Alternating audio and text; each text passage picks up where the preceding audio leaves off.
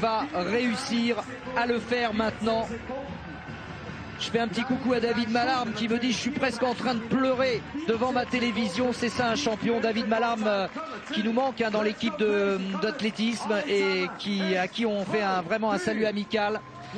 David donc qui s'est concentré lui sur les championnats du monde de basket.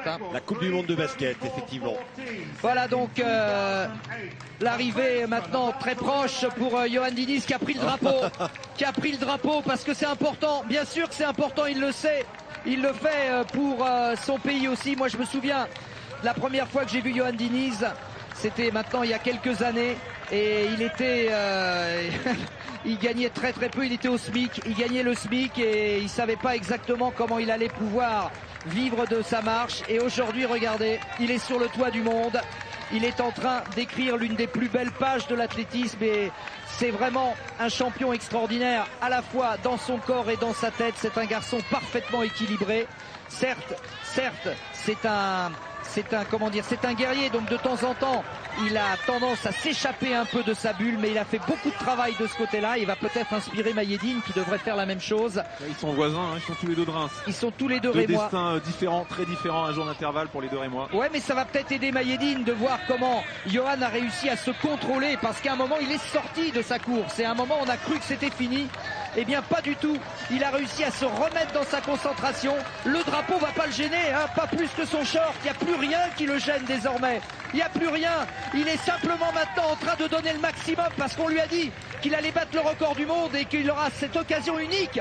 Il doit lui rester 1 minute de course, Patrick, 1 minute simplement. Et d'aller porter la marque le plus haut possible, de rester le plus longtemps possible sur les tablettes. Voilà Yohann Diniz qui donne maintenant tout ce qu'il a.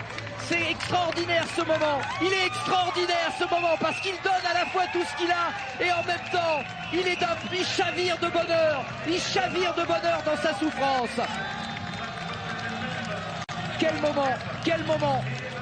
Et c'est les marcheurs qui nous l'offrent.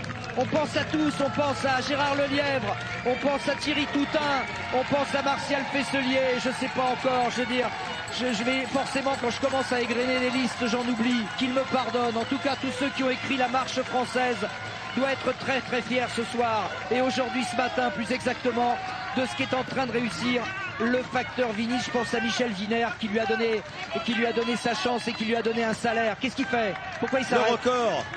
Pourquoi il s'arrête? Qu'est-ce que c'est? Mais le record. Oh là là, mais qu'est-ce qu'il fait? Un drapeau portugais. Pourquoi le drapeau portugais? Mais qu'est-ce qu'il a fait? J'ai rien compris. J'ai rien compris. Vous voyez, on peut... On lui a donné le drapeau portugais. Mais pourquoi? Alors qu'il a perdu quelques secondes précieuses, il sait qu'il est sur les bases du record du monde, mais il y a autre chose dans sa tête. Mais il est ailleurs, il est ailleurs. Il est sur, je vais le répéter, il est sur la planète Mars. Il est ailleurs, Yohann Diniz. Il va être champion d'Europe et il va battre le record du monde en 7 ans arrêtés. C'est pas fort, ça, c'est pas bon. Regardez cette extase, ce bonheur indescriptible. Yohann Diniz, champion d'Europe et recordman du monde. Recordman du monde.